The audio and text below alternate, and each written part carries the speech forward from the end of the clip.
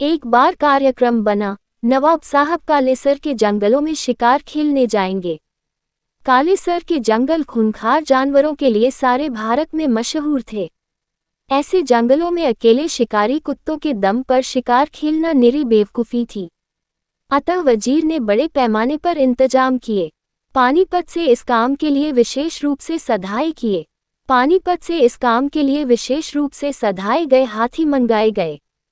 पूरी मार करने वाली बंदूकें मुहैया की गईं। नवाब साहब की रवानगी से एक हफ्ता पहले ही शिकार में माहिर चुनिंदा लोगों की एक टोली कालेसर रवाना कर दी गई कि वे सही जगह का चुनाव करके मचान बांधें, ठहरने का बंदोबस्त करें और अगर जरूरत समझें तो हांका लगाने वालों को भी तैयार रखें। इस तरह हर कोशिश की गई कि नवाब साहब कम से कम वक्त में ज़्यादा से ज़्यादा शिकार मार सकें। अब सवाल उठा कि नवाब साहब के शिकार पर कौन कौन जाएगा। जाहिर था कि शेख चिल्ली में किसी की दिलचस्पी न थी, हो भी कैसे सकती थी। एक तो माशाअल्लाह खुदा ने उनको दिमाग ही सर्कसी अता फरमाया था कि पता नहीं किस पल कौन सी कलाबाजी खा जाए। ऊपर से बनाया भी उन्हें शायद बहुत जल्दबाजी में था। हड्डियों पर गोश्त चढ़ाना तो अल्लाह मियाँ जैसे भूल ही गए थे। मगर शेख चिल्ली इसी बात पर अड़े थे कि मैं शिकार पर जरूर जाऊंगा। राजी से ले जाना हो तो ठीक, वरना गैर राजी पीछा करता करता मौके पर पहुंच जाऊंगा। नवाब ने सुना तो शेख चिल्ली की ओर जरा गुस्से से देखा। बोले, तुम जरूरत से ज्यादा बदतमीज होते जा रहे हो। एक चूहे को तो मार नहीं सकते, शिकार क्या खाक करोगे। मौका मिलेगा तभी तो कर पाऊंगा हुजूर। शेख चिल्ली ने तपाक उत्तर दिया, चूहे जैसे 2 अंगुल की शय पर क्या हथियार उठाना। मर्द का हथियार तो अपने से 2 अंगुल बड़ी शय पर उठना चाहिए। नवाब साहब ने उनका जवाब सुनकर उन्हें अपने शिकारी लश्कर में शामिल कर दिया। काफिला पूरी तैयारी के साथ कालेसर के बियाबान जंगलों में जा पहुंचा। वहां पहले से ही सारा इंतजाम था। तय हुआ कि रात को तेंदुए का शिकार किया जाए। दिन छिपने से पहले ही सारे लोग पानी, खाना और बंदूकें ले मचानों पर जा बैठे। पेड़ सहारा बांध दिया गया। चांदनी रात थी। मचानों पर बैठे सब लोगों की निगाहें सामने बंधे चारे के आसपास लगी थीं। शेख चिल्ली और शेख फारूक एक मचान पर थे। हालांकि वजीर चाहता था कि शेख चिल्ली को अकेला ही एक मचान पर बैठा दिया जाए ताकि रोज रोज की झकझक खत्म हो। मगर नवाब नहीं चाहते थे कि शेख चिल्ली को कुछ हो या वह अपनी हवाई झोंक में कुछ ऐसा वैसा कर बैठे कि शिकार हाथ से निकल जाए। इसलिए उनकी तजवीज पर शेख फारूक को पलीते की तरह उनकी दम से बांध दिया गया था। न पलीते में आग लगेगी न बंदूक चलेगा। तेंदुए का इंतजार करते करते 3 घंटे बीत गए। शेख चिल्ली का धीरज छूटने लगा। वह शेख फारूक से फुसफुसाकर बोले, अजीब अहमक है ये तेंदुआ भी।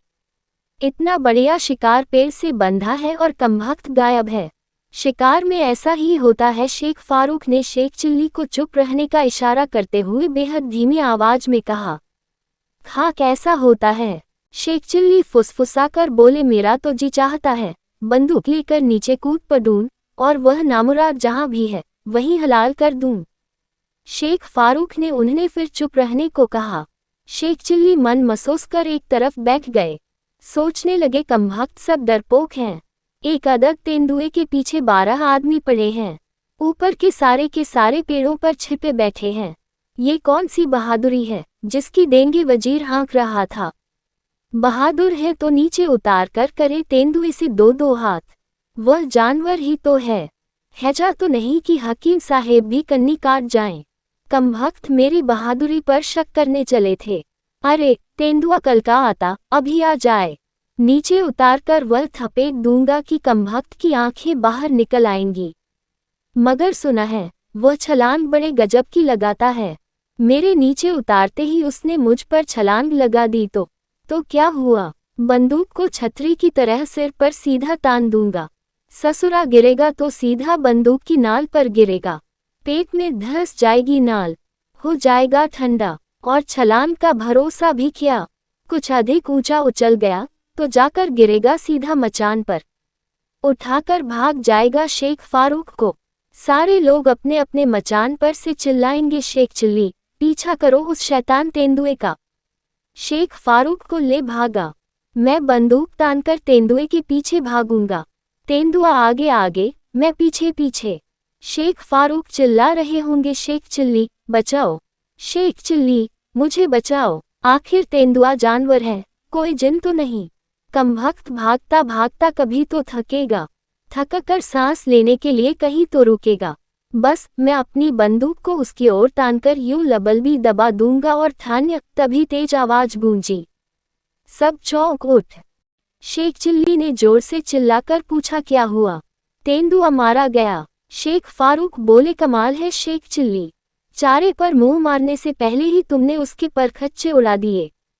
सच। शेख चिल्ली ने चारे की ओर देखा तो यकीन न आया, पर यह सच था। दूसरे लोग निशाना साध भी न पाए थे कि शेख चिल्ली की बंदूक गरज उठी थी। मचान से नीचे उतारकर नवाब साहब ने सबसे पहले शेख चिल्ली की पीठ ठोंकी। फिर वजीर की ओर देखकर कहा, शेख चिल्ली जो भी हो, है बहादुर। मगर शेख चिल्ली जानते थे कि असलियत क्या थी। वह चुप रहे। चुप रहने में ही भलाई जो थी।